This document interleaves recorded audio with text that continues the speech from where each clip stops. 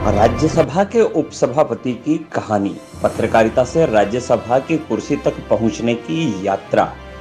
वे तब हरिवंश थे, फिर हरिवंश नारायण सिंह हो गए। राज्यसभा में कृषि बिल, निलंबित सांसदों का धरना, हरिवंश की चाय, चिट्ठी और खुद हरिवंश। रविवार को राज्यसभा में जो कुछ हुआ, फिर निलंबित सांसदों का धरना और सुबह सुबह एक भावुक पोस्टर लेते हुए उपसभापति हरिवंश नारायण सिंह जिस तरह खुद झोले में चाय बिस्किट लेकर बैठी डिप्लोमेसी पर पहुंचे और फिर एक भावुक चिट्ठी लिखी, उसके बाद से इस पूरे प्रकरण पर बहस छिड़ी हुई है। बहस के कई सिरे हैं। अगर एक सिरा कृषि बिलों से होने वाले जमीनी नफा नुकसान पर है, तो बहस का बड़ा सिरा हरिवंश को करीब से जानने वालों, खासकर पत्रकार और बुद्धिजीवी जमात के बीच है। बहस का यह सिरा समाजवादी हरिवंश के आचरण पर ज्यादा है। आइए जानते हैं कौन है ये हरिवंश और कहां-कहां से गुजरकर यहां तक आए और अब सत्ता की राजनीति की धुरी बने दिखाई दे रहे हैं। किसान बिल से जमीनी नफा नुकसान किसे कम हुआ, किसे ज्यादा, यह तो वक्त तय कर देगा, लेकिन फिलहाल तो बहस हरिवंश के इर्द गिर्द है। वरिष्ठ पत्रकार और लंबे समय तक बीबीसी से जुड़े रहे रामदत्त त्रिपाठी खुद भी समाजवादी धारा से आते हैं। रामदत्त अपने कार्यक्रम जनादेश में कहते हैं कि लोग इसलिए ज्यादा दुखी हैं क्योंकि उन्होंने शायद उम्मीद ज्यादा पाल ली थी, जबकि ये उम्मीद उस दिन छोड़ देनी चाहिए थी जब हरिवंश पत्रकारिता छोड़कर राजनीति में आए थे। रामदत्त कहते हैं, बिल पास करने में जो अलोकतांत्रिक प्रक्रिया अपनाई गई, हरिवंश चाहते तो अपनी अंतरात्मा की आवाज पर इस प्रक्रिया से खुद को आसानी से अलग रख सकते थे, बचा सकते थे। 22 सितंबर की सुबह की बात से शुरू करते हैं। बैठने का वक्त था। राज्यसभा के उन सांसदों ने शायद उस वक्त तक चाय नहीं पी थी, लेकिन सुबह सुबह अचानक चाय के साथ जो हाजिर हुआ, उसे देखकर कुछ सांसद मुस्कुराए थे। ये हरिवंश थे, राज्यसभा के उपसभापति। उन सांसदों के लिए चाय लेकर आए जो उन्हीं के आचरण के खिलाफ धरने पर बैठे थे। हरिवंश अपने पुराने खांटी समाजवादी अंदाज में दिखे। अपना प्रिय बादामी कुर्ता, क्रीम कलर की बंडी और पजामा पहने हुए, पैर में शायद वही पुरानी स्टाइल वाली काली सैंडल रही होगी। हाँ, झोला भी वही है, झूठ वाला, जिसमें वो चाय का थर्मस और बिस्किट लेकर आए थे। लंबे समय तक साथ काम करने और उन्हें करीब से जानने वाले वरिष्ठ पत्रकार ओम प्रकाश अश्क कहते हैं कि ऊपर से सारा आवरण वही पुराना समाजवादी होने के बावजूद सही है कि हरिवंश अब वो वाले समाजवादी नहीं रहे। अश्क ये भी कहते हैं कि हरिवंश उन अर्थों में कभी समाजवादी रहे ही नहीं, कम से कम पत्रकार के रूप में जितना देखा उसमें तो कहीं नहीं। कौन है हरिवंश? पत्रकार कहते हैं, मैं जिन हरिवंश को जानता हूं, उनसे मेरी मुलाकात पटना के बोरिंग रोड चौराहे पर किताब की दुकान पर हुई थी। मैं कोई किताब देख रहा था, बगल वाली रेक पर वो अपनी कोई किताब उलट पुलट रहे थे। शायद 90 के आसपास या 1-2 साल पहले की कोई तारीख रही होगी। तब हरिवंश सिर्फ पत्रकार थे, बिहार की पत्रकारिता का एक बड़ा ब्रांड जैसा कुछ, एक ऐसा ब्रांड जिस पर बिहार का पत्रकार तो कम से कम इतराता ही था। हरिवंश ने ऐसा क्या किया था, दावे से तो नहीं कह सकता, लेकिन मेरे कुछ अच्छे और समझदार मित्रों से मिली तारीफों ने मुझे उनके बारे में अच्छी धारणा बनाने को शायद बाध्य किया था। रविवार पत्रिका के दौर की उनकी कुछ रिपोर्टिंग और लेखों का भी जरूरी सीधे तौर पर इसमें योगदान रहा होगा। हालांकि मुझे कभी सीधे तौर पर ऐसा कोई उदाहरण उन 12 वर्षों के बिहार प्रवास में नहीं दिखा कि आधिकारिक रूप से कुछ कह सकूं। हाँ, वैसा कुछ बड़ा विपरीत भी नहीं था कि धारणा खंडित होती दिखती है। इतना जरूर याद है कि यूपी बिहार की पत्रकारिता करते हुए उसे एक खास कालखंड में अखबारों में अपनी आचार संहिता बनाने दिखाने का जिन कुछ संपादकों को शौक चढ़ा था, उनमें से हरिवंश भी एक थे। यह आचार संहिताएं भी ऐसी ही थी कि उन्हें पढ़कर ही लगता था कि यह तोड़ने के लिए ही बनाई गई और लिखी गई है। धेले भर का लाभ लेने के भारी भरकम वादे करने वाले ऐसे प्रधान संपादकों में से हरिवंश तो एक बार पीएमओ पूर्व प्रधानमंत्री चंद्रशेखर के साथ और फिर राज्यसभा अब पीएम नरेंद्र मोदी में भी पहुंच गए और फिर इस महती गरिमामय आसन तक भी। हालांकि कुछ राज्यसभा से प्रसार भारती तक की आस लगाए गाए बगाए ऐसी कई आचार संहिताएं लिख और जारी करते छापते रहे। उदाहरण कई है, खैर बात यहां सिर्फ हरिवंश की। पत्रकारिता के उसी दौर में राजनीतिक दोस्त नीतीश कुमार की मां के निधन पर प्रभात खबर के मुखपृष्ठ पर अद्भुत डिस्प्ले के साथ उस खबर का प्रकाशन बहुतों को याद होगा। बाद के दिनों में तो यह कहानी और आगे बढ़ी और मित्र नीतीश कुमार को चंद्रगुप्त मौर्य के बरअक्स देखने से नहीं चूकी। यह सब अखबारों के पन्नों पर खुलकर हुआ। दोस्ती की यह कहानी लगातार लंबी होती गई। फिर प्रभात खबर का संपादक रहते ही उन्होंने राज्यसभा के उपसभापति का भी दायित्व स्वीकार किया।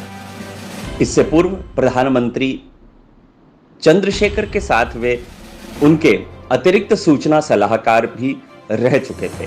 पत्रकारिता से राज्यसभा की इस गरिमामय कुर्सी तक पहुंचने की इस यात्रा का तब हमने भी स्वागत किया था।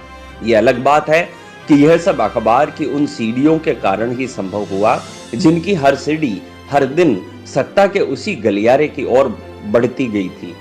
उन सीढ़ियों में अविभाजित बिहार वाले प्रभात खबर की कुछ 100 प्रतियों से सफलता के शिखर की यात्रा भी निर्विवाद रूप से शामिल है। अपने पत्रकारों को हमेशा एक आचार संहिता में बांधने वाले, कम बोलने वाले, संयमित, सौम्य प्रकृति वाले हरिवंश एक दूसरी आचार संहिता की दुनिया में प्रवेश कर चुके थे। हरिवंश की इस राह में उनकी सादगी की तमाम मिसालें भी हैं। सत्ता से करीबी और सत्ताधीशों से दोस्ती के तमाम किस्से भी हैं। जाहिर है इन किस्सों में दोस्तों के सत्ता शीर्ष तक पहुंचने की कई कहानियां भी शामिल होंगी ही। यह भी अनायास नहीं है कि हरिवंश कभी भी अपनी अतीत के गौरव का बखान करने से नहीं चूकते।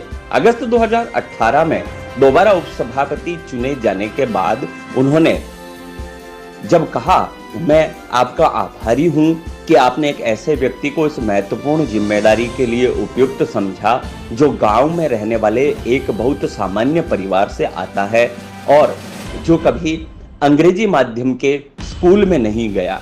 तब उनके एक अनन्य मित्र जयशंकर गुप्त ने मेरी निजी बातचीत में कहा था, हरिवंश को जब ये अपना पुराना सर्टिफिकेट दिखाना बंद कर देना चाहिए। वो बहुत पहले उस दुनिया से बहुत आगे निकल आए हैं, उस दुनिया से बहुत दूर। अब उन्हें यह सब कहने की जिम्मेदारी उन लोगों पर छोड़ देनी चाहिए जो अब भी स्वेच्छा से उन्हें उसी पुराने चश्मे से देखना चाहते हैं। फिलहाल मैं जिस हरिवंश को जानता था वो तब तक सिर्फ हरिवंश थे। राज्यसभा में अपने जिस हरिवंश को जाते देखा तब तक वे हरिवंश नारायण सिंह हो चुके थे।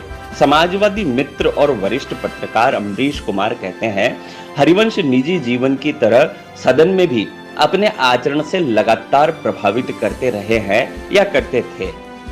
लेकिन रविवार को सदन में कृषि विधेयकों की ताबड़तोड़ ध्वनिमत से मंजूरी दिलाने और उनकी चाय से लेकर भावुक चिट्ठी तक की इस अभूतपूर्व प्रक्रिया में जो कुछ ध्वनियां निकली है उससे वे एक बार फिर से अलग कारणों से चर्चा में है और यह स्वाभाविक भी है।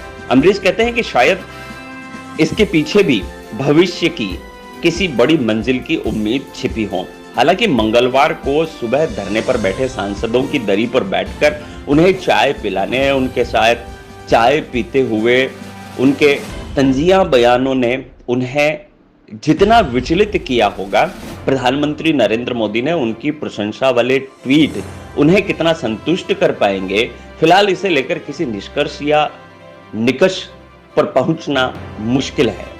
शायद उनके अति करीबी मित्रों के लिए भी यह कठिन ही होगा।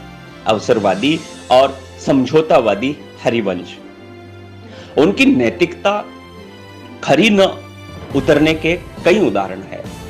उनके अत्यंत करीबी रहे एक मित्र बताते हैं कि जिनके खिलाफ उन्होंने मुहिम चलाई, यानी कि लालू प्रसाद, उन्हीं के दल राजद के साथ जब नीतीश के जनता दल यूनाइटेड का समझौता हुआ तो हरिवंश महज इसलिए चुप्पी साध रहे कि उनकी राज्यसभा की कुर्सी सलामत रहे। ये वही प्रसंग है जब हरिवंश ने न सिर्फ संपादक के रूप में बल्कि एक छद्म नाम से रिपोर्टिंग करके भी, जिसे वे खुद भी स्वीकार करते हैं, अपने अखबारों में लालू यादव का चिट्ठा खोलने, उन्हें जेल की सलाखों के पीछे भिजवाने में कोई कोताही नहीं की थी। इसी कारण उनसे रिश्ते भी बिगड़े थे।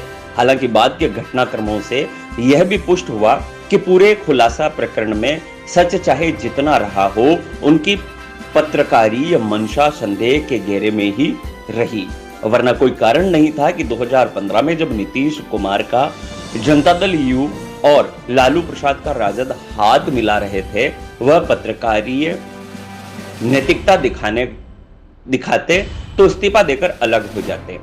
पत्रकारीय नैतिकता भी बची रहती, राजनीतिक महत्वाकांक्षा भी किसी और दल से तो पूरी हो ही जाती। नीतीश की नाराजगी भी खामोशी से जली। बात 2009 की है। राज्यसभा का रास्ता लगभग साफ था, लेकिन चुनाव के दौरान हरिवंश से थोड़ी चूक हो गई। बांका से लोकसभा प्रत्याशी जनता दल यू के बागी दिग्विजय सिंह के नामांकन समारोह में पहुंचे थे और बाकायदा मंचों पर आसीन थे। तब वे प्रभात खबर के प्रधान संपादक थे। मैं उन दिनों भागलपुर में था और मुझे याद है कि उस समारोह में प्रभाष जोशी और अनुपम मिश्र भी थे। सबने न सिर्फ वह मंच साझा किया था, बल्कि संभवतः हाथ में तलवार लेकर फोटो भी खिंचवाई थी। उस माहौल में कुछ अप्रिय दिखते सवालों से असहज भी हुए थे। असहज तो प्रभाष जी भी हुए थे, लेकिन दोनों के असहज होने का मीटर बहुत अलग था। हरिवंश के अत्यंत प्रिय और उनकी टीम में लंबे समय संपादक रहे रवि प्रकाश की फेसबुक पर लिखी यह टिप्पणी अपने आप में एक मुकम्मल तस्वीर दिखा देती है।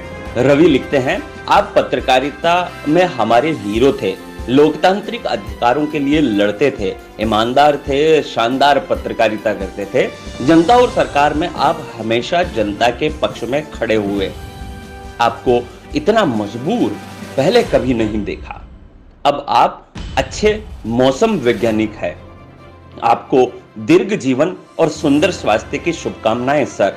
आप और तरक्की करें। हमारे बॉस रहते हुए आपने हर शिकायत पर दोनों पक्षों को साथ बैठाकर हमारी बातें सुनी, हर फैसला न्यायोचित किया। आज आपने एक पक्ष को सुना ही नहीं, जबकि उसको सुनना आपकी जवाबदेही थी। आप ऐसा कैसे कर गए सर? यकीन नहीं हो रहा कि आपने लोकतंत्र के बुनियादी नियमों की अवहेलना की। करीब 10 साल पहले एक बड़े अखबार के मालिक से रूबरू था इंटरव्यू के वास्ते। उन्होंने पूछा कि आप क्या बनना चाहते हैं? जवाब में मैंने नाम लिया। वे झल्ला गए। उन्होंने मुझे डिप्टी एडिटर की नौकरी तो दे दी, लेकिन वह साथ कम दिनों का रहा, क्योंकि हम आपकी तरह बनना चाहते थे। लेकिन आज एक बार झारखंड के एक मुख्यमंत्री ने अपनी पार्टी के राष्ट्रीय अध्यक्ष को लाने के लिए सरकारी हेलीकॉप्टर भेजा। आपने पहले पन्ने पर खबर छापी। बाद में उसी पार्टी के एक और मुख्यमंत्री हर सप्तांत पर सरकारी हेलीकॉप्टर से घर जाते रहे। आपका अखबार चुप रहा। हमें तभी समझना चाहिए था। आपके बहुत एहसान है। हम मिडिल क्लास लोग एहसान नहीं भूलते। कैसे भूलेंगे कि पहली बार संपादक आपने ही बनाया था। लेकिन यह भी नहीं भूल सकते कि आपके अखबार ने बिहार में उस मुख्यमंत्री की तुलना चंद्रगुप्त मौर्य से की, जिसने बाद में आपको राज्यसभा भेजकर उपकृत किया। आपकी कहानियां हम में जोश भरती थी। हम लोग गिफ्ट नहीं लेते थे, कलम डायरी छोड़कर। यह हमारी आचार संहिता थी। लेकिन आपकी नाक के नीचे से एक सज्जन सूचना आयोग चले गए। आपने फिर भी उन्हें दफ्तर में बैठने की छूट दी, जबकि आपको उन पर कार्रवाई करनी थी। यह आपकी आचार संहिता के विपरीत कृत्य था। बाद में आप खुद राज्यसभा गए। यह आपकी आचार संहिता के खिलाफ बात थी। खैर, आपके प्रति मन में बहुत आदर है, लेकिन आज आपने संसदीय नियमों को ताक पर रखा है। भारत के इतिहास में आप अब गलत वजहों के लिए याद किए जाएंगे सर। शायद आपको भी इसका भान हो। संसद की कार्रवाई की रिकॉर्डिंग फिर से देखिएगा। आप नजरें झुकाकर बिल से संबंधित दस्तावेज पढ़ते रहे, सामने देखा भी नहीं और उसे ध्वनिमत से पारित कर दिया। संसदीय इतिहास में पाल, बरुआ और त्रिपाठी जैसे लोग भी हुए हैं। आप भी अब उसी कतार में खड़े हैं। आपको वहां देखकर ठीक नहीं लग रहा है सर। हो सके तो हमारे हीरो बने रहने की वजह तलाशिए।